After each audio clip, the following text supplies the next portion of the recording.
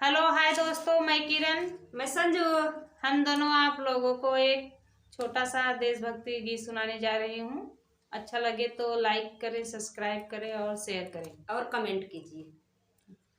झंडा तिरंगा लहराई हो मोरे बीच गगन में, झंडा तिरंगा लहराई हो मोरे बीच गगन में, बीच गगन में, बीच गगन में, बीच गगन में हो, बीच गगन में झंडा तिरंगा लहराई हो मोरे बीच गगन में, झंडा तिरंगा लहराई हो मोरे बीच गगन में।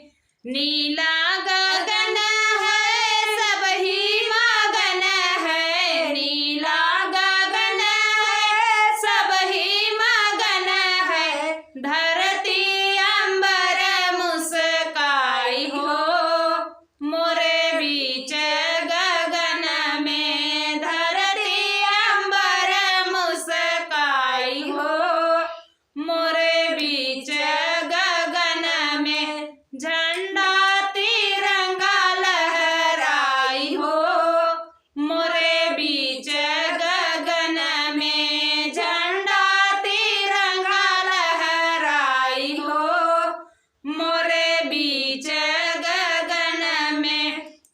देश का शान हमरे वीर जवान हो, देश के शान हमरे वीर जवान हो, राखत हैं देशवा का मान हो मोरे बीच गगन में, राखत हैं देशवा का मान हो मोरे बीच गगन में, झंडा तिरंगा लहराई हो मोरे बीच गगन में, झंडा तिरंगा लहराई हो मोरे बीच गगन में। धरती पे लहरे गगन में लहरे, धरती पे लहरे गगन में लहरे,